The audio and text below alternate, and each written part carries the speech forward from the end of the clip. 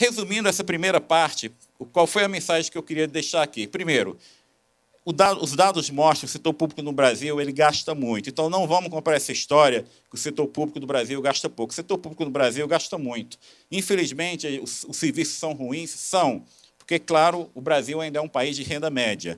Para a gente ter a qualidade de serviço e gastar tanto quanto gasta com saúde, Inglaterra, Canadá, que tem sistema de saúde universal público também, a gente vai ter que ficar ainda muito rico. O Brasil já tem uma ampla rede de assistência social, a gente precisa modificar a composição disso aqui, porque a gente gasta excessivamente com previdência, e a tendência dos próximos anos é o gasto com previdência aumentar muito e também gasto com saúde.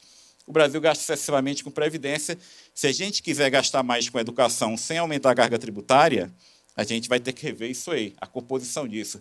Dívida pública no Brasil já é excessivamente elevada para o nosso estado de desenvolvimento. O Brasil paga juros muito acima de países avançados e emergentes, e aumentar a dívida não é uma opção. Em vez em quando eu escuto um economista, às vezes professor de economia, falar que aumentar a dívida é uma opção. Infelizmente, não é. Mas foi isso que fizemos ao longo dos últimos anos. Por quê? Quer dizer, como é que o Brasil aumentou sua dívida, chegou a um ponto que chegou. A nossa dívida, há 24 meses atrás, a gente não está falando de 10 anos. A gente está falando 24 meses atrás, a nossa dívida era 51% do PIB. Ela agora é 66% do PIB e está caminhando para 2018 para algo entre 85% e 90% do PIB. Como é que a gente chegou nessa situação? O que foi que aconteceu?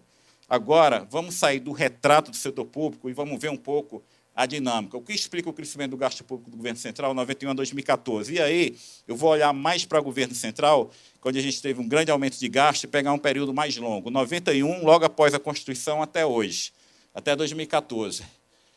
A primeira figura que deixa a gente, de fato, bastante preocupado é essa aqui. Isso aqui não tem juros, tá? É despesa primária. Lá, na primeira parte, eu estava falando de despesa do setor público. Inclui despesa primária e juros. Aqui é só despesa primária. Despesa primária não inclui o pagamento de juros, nem tampouco a amortização.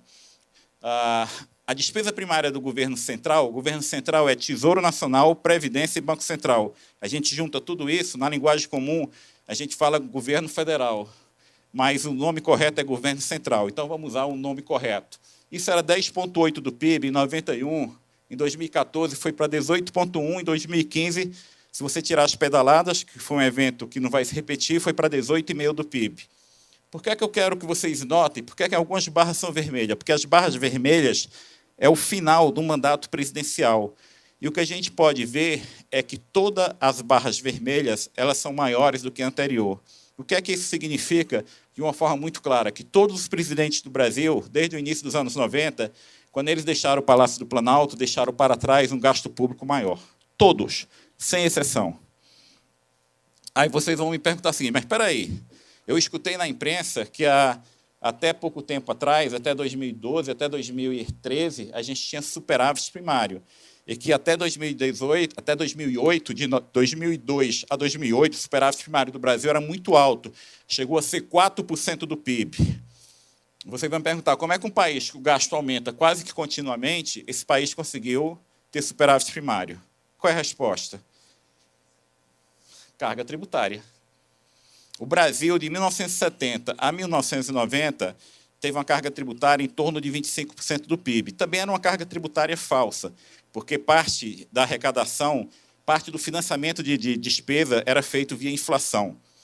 Quando a gente fez o Plano Real e a gente teve que financiar os gastos de forma correta, via tributos e contribuições, a carga tributária aumentou. A carga tributária do Brasil, que era mais ou menos 25% do PIB até 94, em 98 ela passou para 26% do PIB, e cresceu e está em 33% do PIB. Então, foi possível conciliar gasto em elevação, gasto público crescendo, com superávit primário, porque a carga tributária cresceu aqui muito mais rápido do que o crescimento do gasto. Por um bom tempo, a arrecadação do governo crescia acima do crescimento do PIB, mas, a partir de determinado momento, a arrecadação deixou de crescer e o gasto continuou crescendo. E isso causou desequilíbrio fiscal.